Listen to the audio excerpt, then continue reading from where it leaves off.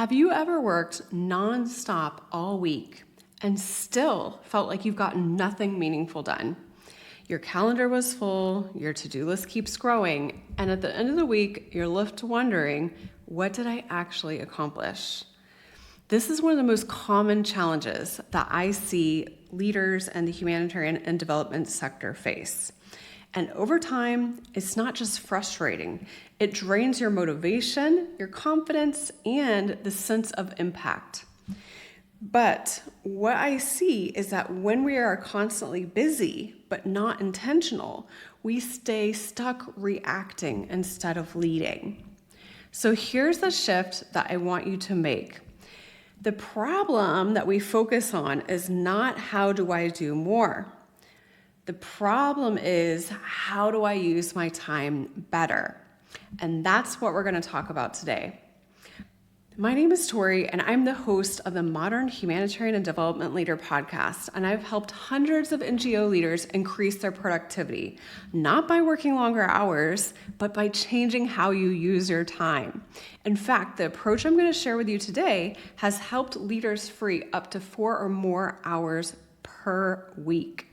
So if you're going to stop falling behind and start feeling control of your time, let's get started. So the first step to becoming more intentional with your time is awareness. We need to know how we are actually using it, become aware. And I like to compare to something outside of our everyday work.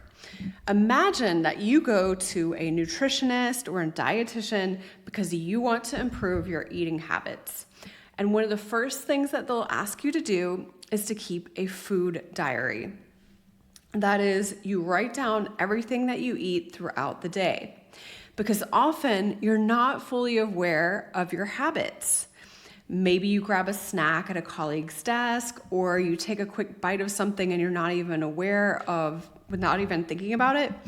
But the moment that you start to write these things down, you start to be able to notice patterns. And that awareness is when you can take control and decide how to change.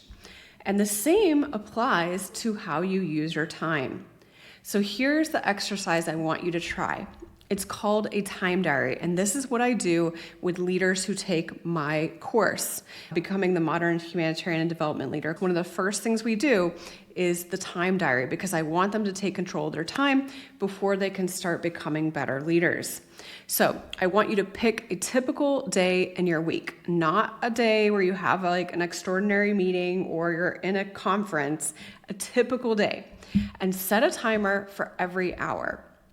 And when that timer goes off, simply write down how you spent the last hour. That's it. You don't have to go into a lot of detail, just high-level activities that you accomplished that hour. But at the end of the day, review it and then ask yourself these questions. Number 1, what surprised me about how I used my time today? Number 2, where am I spending time that isn't actually contributing to the impact that I want?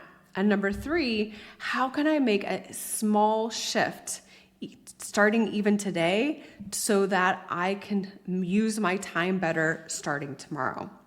Because here's what most leaders discover when they do this. It's not that you don't have enough time.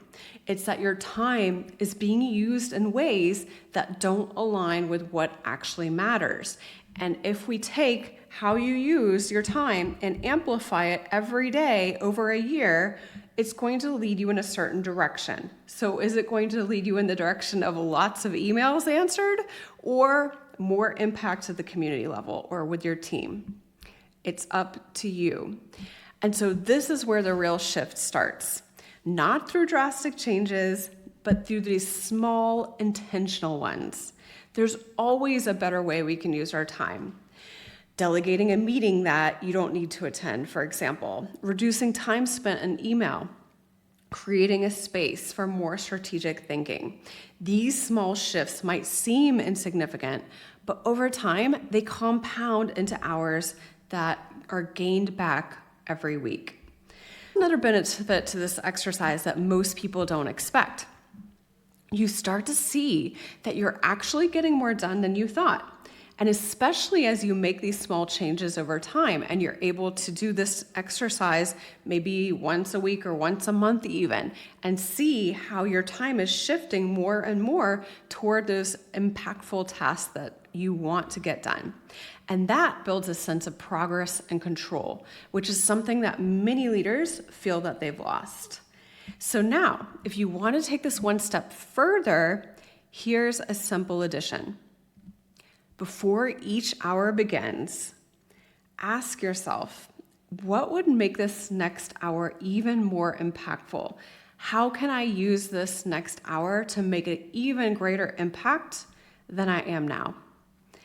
This simple intentional shift allows you to start planning more intentionally. And then at the end of the hour, reflect, did I actually use it that way? And if not, what got in the way?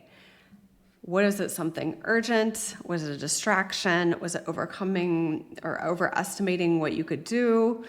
These steps shift you from becoming reactive with your time to becoming more proactive and more intentional.